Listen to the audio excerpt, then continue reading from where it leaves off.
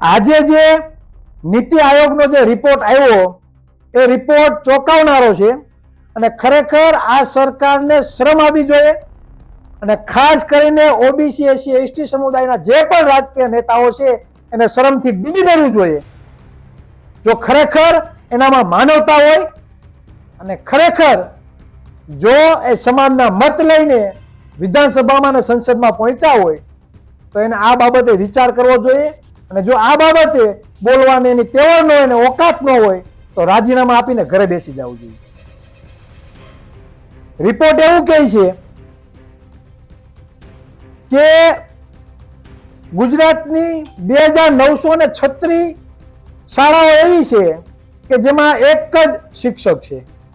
કેટલી શાળાઓ? 2936 શાળાઓ એવી છે એમાં માત્ર એક જ શિક્ષક છે. વિચાર કરજો કે આ શાળાઓનું શિક્ષણ કેવું હશે. 63 શાળાઓ એવી છે 63 શાળાઓ એવી છે જે શાળાઓમાં વિદ્યાર્થી જ નથી. વિચાર કરો તમે, 63 શાળાઓમાં વિદ્યાર્થીઓ જ નથી અને શિક્ષકોની સંખ્યા 78 છે. કેટલી? 78.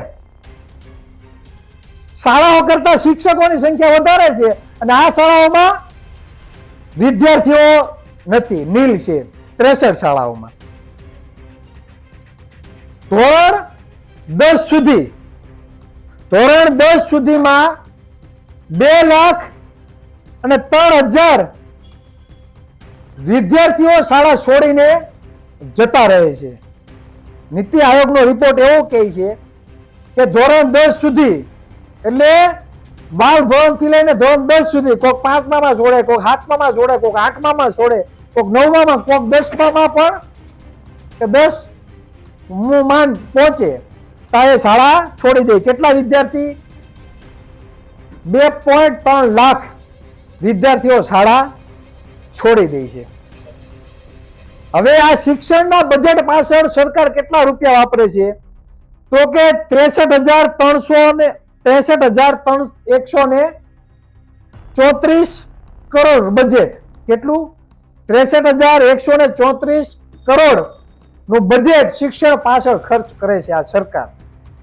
કુલ બજેટ 2.65 લાખ છે, તેમાંથી 63,134 કરોડ રૂપિયાનું બજેટ શિક્ષણ પાછળ વાપરે છે, છતાં શિક્ષણની હાલત હાવ એટલે હાવ નિમ્ન કક્ષાએ આ લોકોએ પહોંચાડી દીધી. મને તો એવું લાગે આ બજેટ માત્ર પોતાના ઘર ભરવા માટે વપરાતું હોય એવું મને લાગે છે.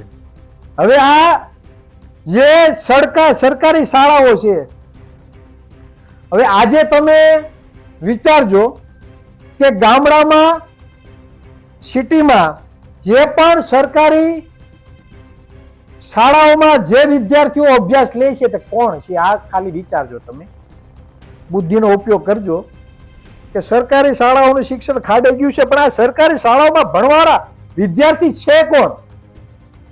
તો એ વિદ્યાર્થીઓ છે કોળી ઠાકોર સમાજના, ભરવાડ સમાજના, આહિર સમાજના, હુઈ, હુતાર, મિસ્ત્રી, દેવી પૂજક, દરજી, મોચી, દલિત સમાજના, આદિવાસી સમાજના, માઇનોરિટી સમાજ જે 85% સમૂહ છે તેના વિદ્યાર્થીઓ સરકારી શાળાઓમાં ભણે છે. જેના પરિવારો, જે વિદ્યાર્થીના મા બાપ જે છૂટક મજૂરી કામ કરે છે, કોઈના ભાગ્ય રાખે છે, કોઈ કંપનીમાં નોકરી કરવા જાય, કોઈ મિલમાં નોકરી કરવા જાય, જે દરરોજના 300, 400, 500 રૂપિયા દાડીએ જાય, તેના બાળકો સરકારી શાળાઓમાં અભ્યાસ કરે છે. જે લોકો ઉચ્ચ કોટીના છે, જે પોતાની જાતને બીજીની જ્ઞાતિ કરતા ઊંચા ગણવામાં આવે છે, તેના છોકરા ભણતા નથી. તેના વિદ્યાર્થીઓ, તેના બાળકો પ્રાઇવેટ સંસ્થાઓમાં ભણે છે, સીબીએસઈ સ્કૂલમાં ભણે છે, જે ઇંગ્લિશ મીડિયમ છે અને ઉચ્ચ શિક્ષણ તેઓ લઈ રહ્યા છે. એટલે વિચારવાનું એ કે જે બજેટ શિક્ષણ માટે વાપરવામાં આવે છે, છતાં પણ બજેટ જે રીતે વાપરવામાં આવે છે તે પ્રમાણે બાળકોને શિક્ષણ મળતું નથી. આજે તમે જો અસંખ્ય સરકારી સ્કૂલોને તાળા લાગી ગયા, તો પ્રાઇવેટ જે સ્કૂલો છે કોની છે? ઓબીસી સમાજની છે, એસસી સમાજની છે, એસટી સમાજના લોકોની છે? તો કે નહીં. એવા લોકોની છે જે લોકો શિક્ષણનો વ્યાપાર કરે છે. કોની શાળાઓ છે? જે શિક્ષણનો વ્યાપાર કરે છે અને પોતાના ઘર ભરે છે.